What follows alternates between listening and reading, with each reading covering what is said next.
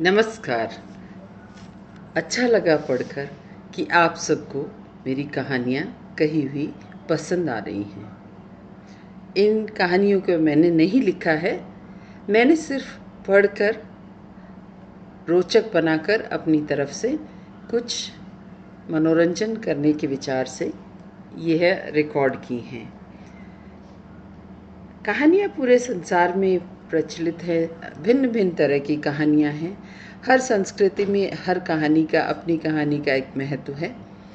जब मैं कुछ कहानियाँ पढ़ रही थी तो मेरे सामने एक कहानी आई स्विट्ज़रलैंड की, जो कि एक लोक कथा है और ये बड़ा ही रोचक लोक कथा का इसमें जिक्र है, जिसका शीर्षक है सोच समझकर इजाज़त दो।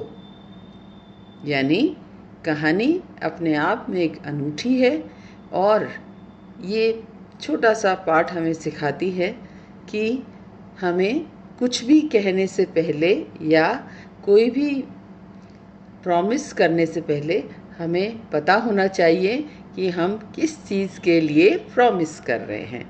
तो दोस्तों, आज की कहानी शुरू होती है सोच समझकर इजाज़त दो। कहानी ऐसे है। एक बार की बात है, एक किसान ने दूध से भरा जग अपने पड़ोसी को कुछ देर के लिए सहेज कर रखने के लिए दिया। जब वह अपना जग वापस मांगने के लिए गया तो पड़ोसी ने उससे कहा कि दूध तो मक्खियाँ पी गई।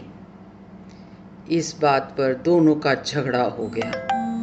बात बहुत बढ़ गई तो वे दोनों अदालत गए और वहाँ पर न्यायाधीश ने यह फैसला सुनाया कि पड़ोसी को दूध का हर्जाना भरना पड़ेगा। पड़ोसी बोला, लेकिन मैंने दूध नहीं पिया, दूध तो मक्खियों ने पी लिया। न्यायाधीश ने कहा, तुम्हें मक्खियों को मार देना चाहिए था। पड़ोसी बोला, अच्छा, आप मुझे मक्खियों को मारने की इजाज़त देते हैं? न्यायाधीश ने तुरंत कहा, मैं इजाज़त देता हूँ, तुम उन्हें जहाँ भी देखो उन्हें मार डालो। और जानते हैं क्या हुआ? उसी समय एक मक्खी उड़ती हुई आई और न्यायाधीश के गाल पर बैठ गई। पड़ोसी ने आव देखा ना ताव, वह तो जैसे किसी इंतज़ार में था। उसने पलक झपकते ही न्यायाधीश के गाल पर एक जोरदार थप्पड़ जमा दिया। मक्खी मरकर नीचे गिर गई और बेचारे न्यायाधीश तिलमिला गए।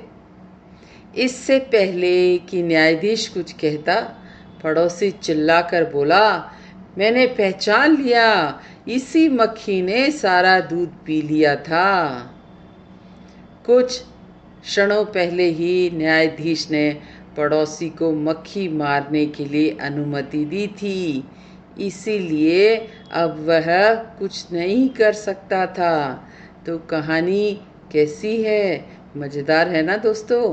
क्योंकि हमें भी कोई भी काम करने से पहले विचार करना चाहिए। कोई भी किसी को भी भरोसा या प्रॉमिस करने से पहले जानना ज़रूरी है कि उसका परिणाम क्या होगा। कहानी कैसी लगी? मुझे अपने विचार लिखकर भेजिए। धन्यवाद।